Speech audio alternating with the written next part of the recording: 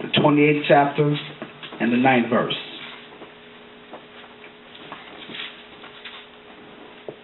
Remember, be as children when it comes to being malice, but in intelligence and in the wisdom of Yah, be like men. Isaiah, the 28th chapter, the 9th verse. And it says, whom shall he teach knowledge? He's asking a question. Whom shall he teach knowledge? And whom shall he make to understand doctrine? Them that are weaned from the milk and drawn from the breast. That's a deep scripture that Brother Isaiah brought forth. Yah teaches those that are weaned from the breast, drawn from the breast and weaned from the milk, because you are ready for the strong meat. You're ready for the salvation words that will bring you forth to the Creator. Just when you are a babe, don't feel bad. You'll get there eventually if you stay with the Most High. There's nothing wrong with being a babe, as you're going to see, because a child has an attribute that could keep you out of the kingdom. I'm going to say it again. A child has an attribute that could possibly keep you out of the kingdom. That's a fact. We'll get to that scripture in a moment. Right. But children have, and Brother James explained to me so well when we were talking about it, that the way that your children look up to you is the way that you are supposed to look up to the Most High. The way that your children need you for everything is the way that you are supposed to look to the Creator for everything. And that's a good assimilation, because children that are weaned from the milk breast properly, when they've had their they grow up what? Healthier, stronger, with breast milk, that is. Enfamil and Similac make them into steroid babies. And that's just the truth. Children are bigger that they've had us on the formula. And you have to liken that formula to the religion that you've been given, see, to thwart what? To thwart your spiritual progress. See, and that's what the key is. Isaiah, the 28th chapter, the 9th verse. Whom shall he teach knowledge, and whom shall he make to understand doctrine? Them that are weaned from the milk and drawn from the breast and ready for the meat. Quickly, Isaiah, the 50th chapter and the 4th verse.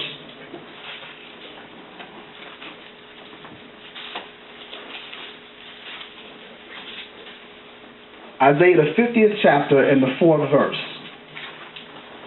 He says, look at this. Yah God has given me the tongue of the learned, that I should know how to speak a word in season to him that is weary. 50th chapter of Isaiah, the 4th verse. And I'll have to read again. Yah God has given me the tongue of the learned, that I should know how to speak a word in season to him that is weary. He wakeneth me morning by morning. He wakeneth mine ear to hear as the learned. Yah God has opened mine ear, and I was not rebellious, neither turned away back. See, he's telling you who it is that teaches him, who it is that gives him the tongue of the learned. It is the Creator that gives us all wisdom. He gives us all power through his Spirit. The Spirit of Yah gives us the wisdom and the power to decipher the scriptures that we know have been corrupted. The devil is no longer throwing stones from the outside. He's inside corrupting the house.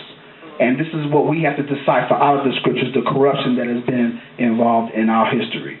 There would be no corruption if it had not been based on our history. There would be nothing to corrupt had it not been based on our history. And see, this is the danger of the religion called Christianity, and this is why I'm going to be a lot more vociferous in speaking out against it. I have to be, because when you look at how they misused the Word of God in order to enslave us, this is the reason why I brought the milk out, because they did not feed us correctly. Why would you feed your slaves correctly in order for them to have the power with God for you to overthrow them? It just doesn't make much sense. And when you bring it to the masses of our people that are involved in religion, they think that we're crazy. Colcott Jones, and I mentioned his name. Reverend Charles Colcock Jones, and 500 other white Methodist, Presbyterian, Episcopalian ministers got together and devised a way to deny us the milk of Yah. Isn't that something? They devised a diabolical plan to steal your soul away, to block your path to the Creator, and to make sure that you are taught incorrectly, that the milk that you receive will actually aid in your retardation. See? Christianity is a danger. It's only a danger, and Islam is not as much of a danger because Christianity created Islam. Everything came from this harlot. Everything came from this woman. All of the sour milk that we have today comes from this woman. Yeah, preach, watchman. Teach. And I'm a watchman on the walls of Jerusalem. I'm warning my people about the danger to come. It's urgent, you know. It's urgent that we give out the right information. We have to take this message of salvation through identity, of the salvation of the scriptures and the scriptures, and take it out beyond these four walls, and so that we can saturate other people and other Knesset. My aim is to get all our members up to par, and then take this message out of these four walls to other people. See, to other people that don't know who they are. We got a mass of people who probably are in church right now that's fed up with church. The church age is ended. See, their time is just run its course. There is no more ecclesiastical church at this present moment. With the coming of the rebuilding of the temple, with the reemergence of Israel, the church has already run its course. And it's now time for Israel to step up and reclaim what? Reclaim command of the scriptures, reclaim our history, reclaim our heritage, and we should be the ones to set the example and set the standard for what is biblically sound and what is not. But the people there, our people love the sour milk. They don't even know any better. They don't know any better. See? That's why we're sick now. You know what? Doesn't spoiled milk make you sick? The 119th Psalm and the 103rd verse. Sour milk makes you sick. But see, we are so blind and so happy with the king's slop that we happy with the sour milk, and we don't even think it make us sick anymore. See? So, James, when you're ready, brother, please. 119th Psalm, 103rd verse. How sweet are thy words unto my taste, yea, sweeter than honey to my mouth. Do you see how he talks about the Creator's word? James, that second verse says what, man? That next verse, 104. Through thy precepts I get understanding. Therefore I hate every false way. Because the sweetness of the word. Don't you remember when the prophet Ezekiel and the prophet John the Revelator, when they said that they ate the scroll, they ate the word, and when they ate it, it was sweet to their taste. That's right. It was sweet to their taste, which means that they were happy to receive the word, and they were joyful to get it, and in their mouth they were happy. But yet when it got to the stomach, what happened? It came sour. Because now, as you receive the word, now it's time for you to do the leg work. See?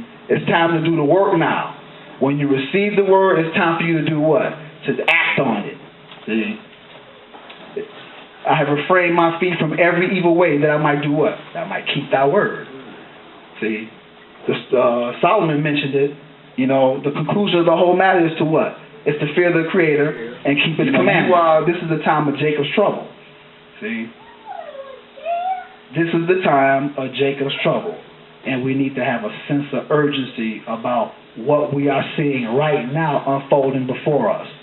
You know, I'm happy to be living in these times because pretty soon, if I keep myself in order and I stay in order with the Creator, I'm going to go back to the land that He gave us, and we'll be in the Creator's lap. We will be in the Creator's lap. After what? How many years of being in this man's strike of his belt?